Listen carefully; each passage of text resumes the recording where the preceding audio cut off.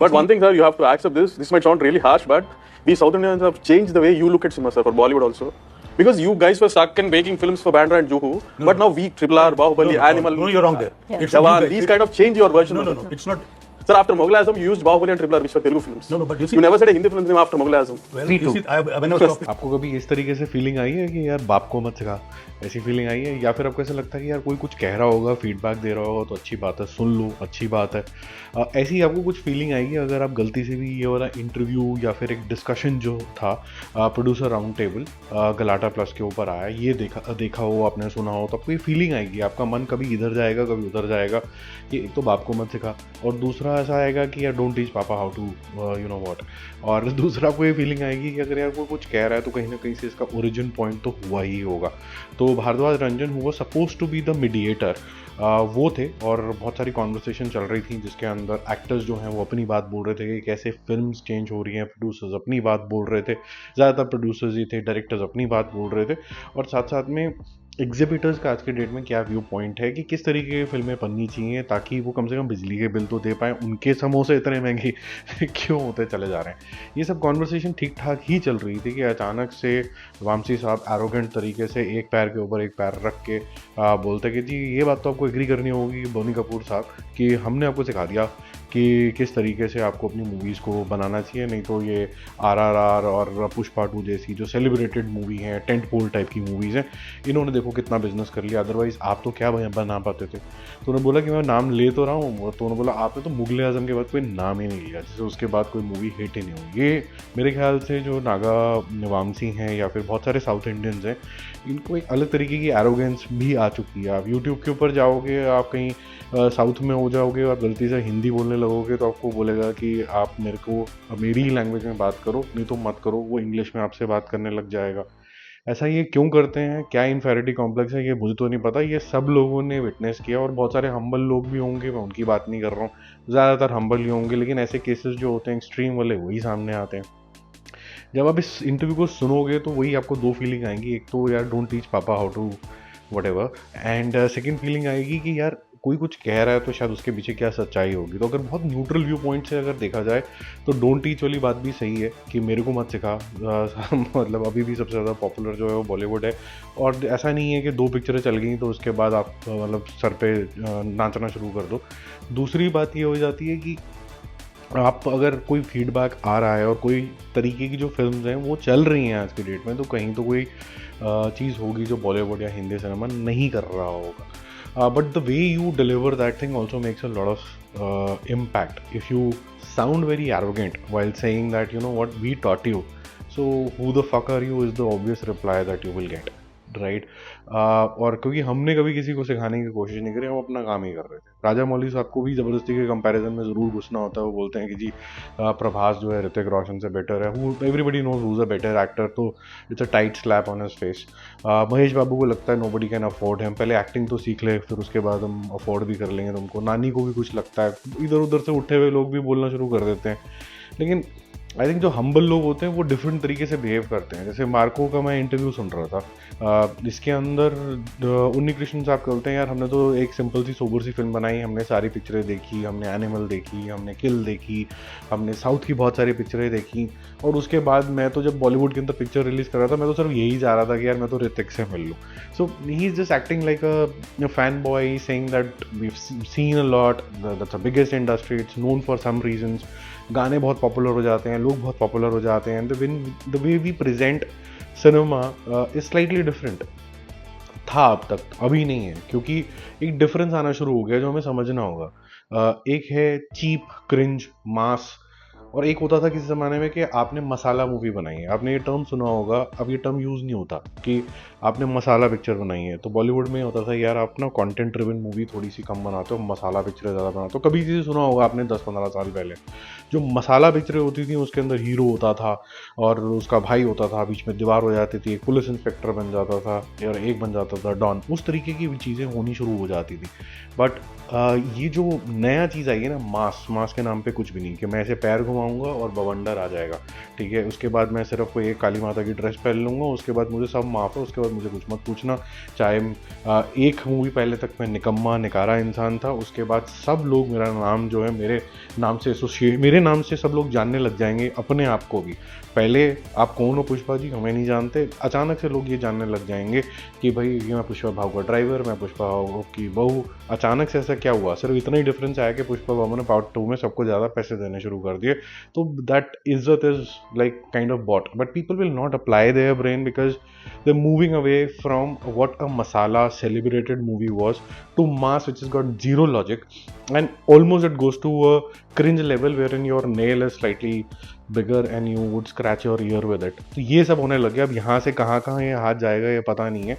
और ये सब बोलने पे आदमी क्यों मजबूर हो जाता है? क्योंकि ये जो गंदगी शुरू हो जाती है, जहाँ पर नॉर्थ और साउथ की डिबेट शुरू हो जाती है, then you don't celebrate some good acts also। For example, a good act is when animal के डायरेक्टर या फिर कबीर सिंह के डायरेक्टर ये सोचते हैं कि एक मूवी में जो बना रहा हूँ उसका राइटफुल जो आर्टिस्ट होना चाहिए वो शाहिद कपूर या रणबीर कपूर होना चाहिए। साउथ से आया हूँ लेकिन साउथ का नहीं होना चाहिए क्योंकि ये नॉर्थ वाला शायद ठीक से कर देगा। इसका मतलब क्या है?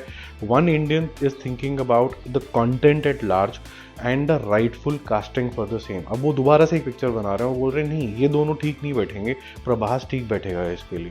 तो इसका मतलब क्या हुआ? एक वंडरफुल सा एमैल्गमेशन होगी जिससे इंडियन सिनेमा प्रोग्रेस करेगा। अगर आप ट्रूली देखें तो सिर्फ कुछ ही गिनी चुनी हाथ पे मूवीज़ हैं जो मैं आपको गिनवा सकता हूँ जो ढंग से काम करी हैं।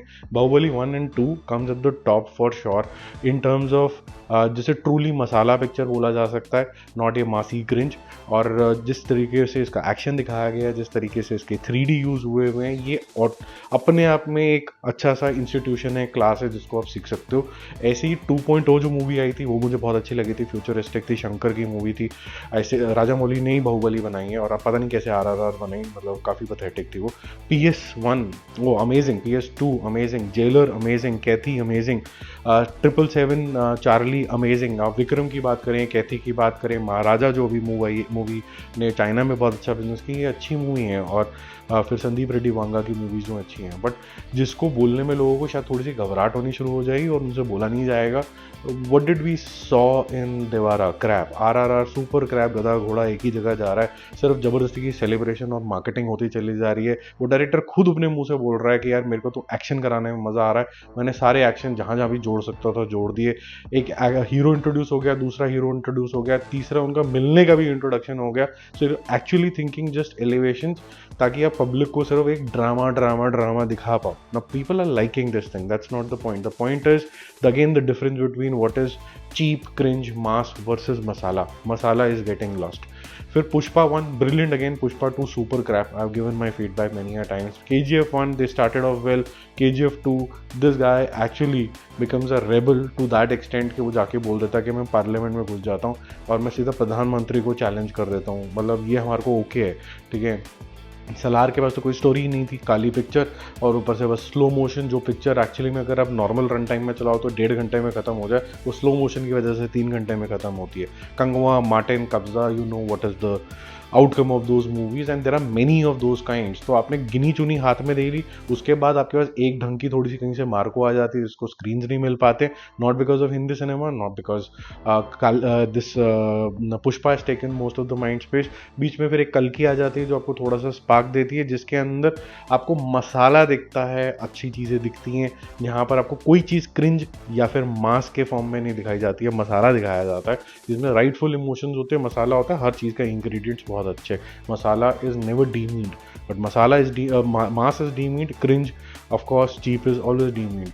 कंटारा में भी जिसको लोगों को देख के ऑर्गेजम आ गया, अगर आप पिक्चर देखें तो 90% ऑफ मूवी में एक शराबी आदमी है जो सिंपल एक रिवेंज स्टोरी चल रही है, एंड में अनकॉल्ड फॉर उसके अंदर गॉड आ जाता है। आप गॉड को देख के फैसिनेट हो जाते हो, आप बोलते हो तो पिक्चर बड़ी अच्छी है, या फिर ये हीरो बड़ा अच्छा है, मतलब सुपर क्रैप थॉट प्रोसेस। उसके बाद आप हनुमान देख लीजिए, आज तक आपको बचपन से ये सिखाया गया है कि to be close to God or to achieve some bit of God, you have to do good deeds, only then God will shower their blessings। उसमें क्या दिखाया गया कि एक पावर थी, इधर से उधर गिफ्टेड थी, मिल गई, तो फिर क्रिश और इसके अंदर क्या फ़र्क रह गया? Anybody who has that Karna, whether he is eligible for that power, he has earned those powers or not, he will get those powers। तो ये, और गॉड का क्या डेफिनेशन है कि वो अच्छा फिर से वही फाइटिंग कर सकते हैं in the garb of heroes becoming super heroes, और वो किसी को भी मार सकते हैं, वो गॉड की बस चीज़ें दिखा दो एंड के अंदर और फिर पिक्चर चला दो। नंदा मूरी बालाकृष्ण साहब तो करते ही हैं यहाँ हैं, और हर दूसरी पिक्चर ही इनकी क्रिंज होती है और फिर बोलते हैं कि नहीं हम तो सेलिब्रेटेड बालाकृष्ण के फ़ैन हैं।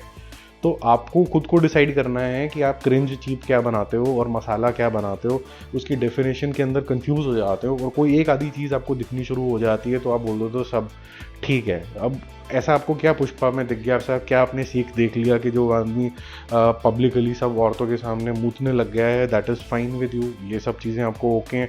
फर्स्ट पार्ट के अंदर उसने बोला कि जी मुझे किसके लिए पैसे दे दो, तो ये तो स्टॉकिंग तरीके का हो गया।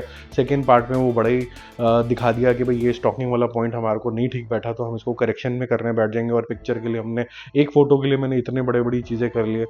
एक बंदा जिसको इज़ अ नो बडी, वो कहीं पर कोई भी बॉर्डर क्रॉस कर लेता है, कुछ भी कर लेता है, कुछ तो स्टोरी के अंदर सेंस होगी कि मास मसाला प्रेजेंटेशन को लेके आप बोलोगे कि हम कुछ भी कर सकते हैं। कुछ भी के जोन में जाके चीज़ें चलाने के बाद आप वामसी जैसे लोग ये बोलते हो कि हमने सिखा दिया। आपने कुछ नहीं सिखाया, आपने बोला कि एक सर्टन क्लास ऑफ पीपल है वो ज़्यादा मूवीज़ वो देखने लग गई है और उसको क्रिंज पसंद आने लग गया, तो मैं भी वही क्रिंज बनाऊंगा। और आपके खुद के शब्द हैं इंटरव्यू के अंदर, हम तो सिर्फ ये सोचते हैं कि थिएटर कैसे भर दें, और वो थिएटर भरने का तरीका क्या है कि वो जो अगर क्रिंज चल रहा है तो क्रिंज, चीप चल रहा है तो चीप, और कल को अगर अच्छा कंटेंट चलने लग गया तो आप फिर अपनी धूम चेंज करके आप पहुंच जाओगे कि मेरे को अच्छा कंटेंट दे दो। तो आप तो सेल्फिश इंसान हुए मेरी समझ के हिसाब से। अगर आपने सेंसिबल आंसर दिया होता, जहाँ पर बोनी कपूर साहब ने आपके सारे फिटर्निटी की, साउथ की इतनी तारीफ करी, उन्होंने यहाँ तक बोला कि अल्लू अर्जुन भी ज़बरदस्ती स्पॉट के अंदर आ गया बिकॉज ही वॉज फेमस, आपको ज़रूर ये पंगे लेने थे और फिर इस तरीके की बातें आपको मुझसे भी सुननी थी। अब बॉलीवुड भी बहुत सारी गलतियां कर रहा है, मैं ये नहीं बोल रहा हूँ कि वो गलती कर रहा है। जैसे मैंने स्टार्ट ही किया था इस वीडियो को बोलना कि अगर कोई कुछ बोल रहा है तो कहीं ना कहीं से वो स्टेम आउट तो हो रहा होगा। बहुत सारी ऐसी मूवीज़ बनती थी हिंदुस्तान के अंदर और स्पेसिफिकली हिंदी सिनेमा के अंदर जो रूटेड भी होती थी। मदर इंडिया टाइप मूवीज़ ले लीजिए, या फिर आप आमिर खान की देख लीजिए सेलिब्रेटेड मूवीज़ जो उन्होंने बनाई हैं, चाहे वो सरफरोश बनाई हैं, चाहे वो फिर बहुत सारी बनाई हैं उन्होंने इस तरीके की मूवी, जहाँ पर आप बहुत अच्छा फील करते हो उसको देख के। पीके भी बहुत अच्छी मूवी थी। ये कंटेंट ड्रिवन जो मूवीज़ हैं ये जानी शुरू इसीलिए हो गई क्योंकि साउथ की जो रीमेक का जो फार्मूला शुरू हुआ वो काफ़ी ज़्यादा अजीब सा कहीं ना कहीं होना शुरू हो गया। और इसकी वजह से जो बंटवारा है कि बॉलीवुड का जो होना शुरू हुआ वो क्यों हुआ कि एक थे जो इंडिपेंडेंट प्रोड्यूसर्स थे और जो प्रोड्यूसर्स थे जो लुप्त होते चले जा रहे थे, या फिर उन्होंने संगठन कर लिया कॉरपोरेट्स के साथ और वो कुछ तो खुद भी स्टूडियोज बन गए। तो उनके लालच आ गए कि पहले दिन से ऐसा मैथ्स पहले मुझे दिखाओ जिससे मूवी जो है प्रॉफिटेबल हो पाए और ऐसी एवेन्यूज़ बताओ। बोनी कपूर ने भी कुछ हाईलाइट्स करी कि भाई पहले दिन से मैं मूवी वहाँ जाके शूट करना चाहता हूँ जहाँ पर मुझे उस लोकेशन से थोड़ा सा पैसा आ पाए as some bit of rebates, और इस तरीके से उस कंट्री से मुझे कुछ मिल जाए तो मेरी मूवी सिक्योर हो जाएगी।